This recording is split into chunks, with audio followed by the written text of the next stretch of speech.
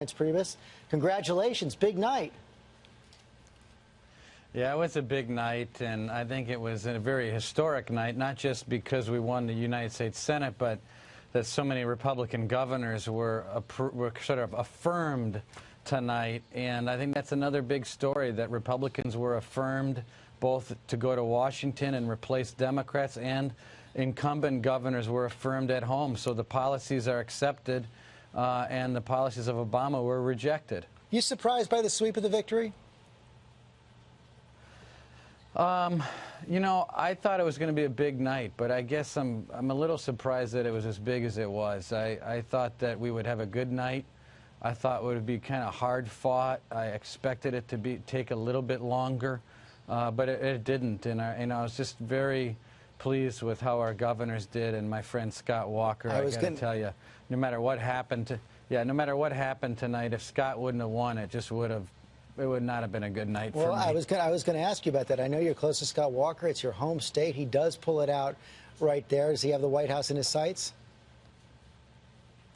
Yeah, I don't know. I'm sure he's going to look at it, and he'd be, crazy not to at least look. I think anyone in that position thinks about things like that. But I think Scott's very much committed to being governor of Wisconsin, and we'll just wait and see what God has in store for him and other people out there looking at it. You're going to be one of the people called upon to perhaps mediate in this intra-party squabble among Republicans about how to handle the Senate, how to handle President Obama in these final 2 years, whether to be to look for areas of cooperation, whether to be confrontational. What's your advice? My advice would be go take the 350 bills that we've been talking about that are sitting on Harry Reid's desk, bring them over to the president and say, hey, which one of these bills are you interested in helping us get done? I mean, that's a start, right?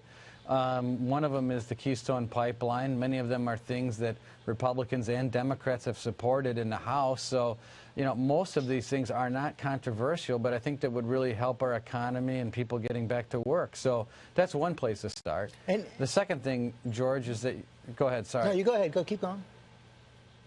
The other thing is that you can pass a budget in the Senate without the president. So, I mean, you can get the House and the Senate to pass budget parameters. You don't need the president to do that. So I think that's another thing that gives stability and some vision for where our country is going if we can get a budget passed. You're also going to have to start to herd a huge field of potential presidential candidates in 2016. I think one of the things we're all going to be looking at over the coming days is how different this electorate tonight was from a potential presidential electorate. Does that concern you? No, I think we've come a long way in the last 2 years of getting our hands around our primary system, which I think is a total disaster. And I've said that, I'm not pulling any punches. I think a 6-month slice and dice festival in our party is a joke. And we're shrinking that calendar down to about 60 to 70 days, so it's going to be quick.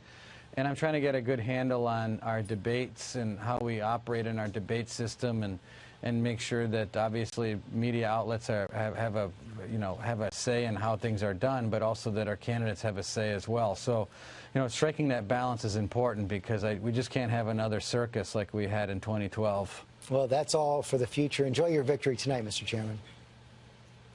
Thank you, George. Afaristo. I'm Paracolo.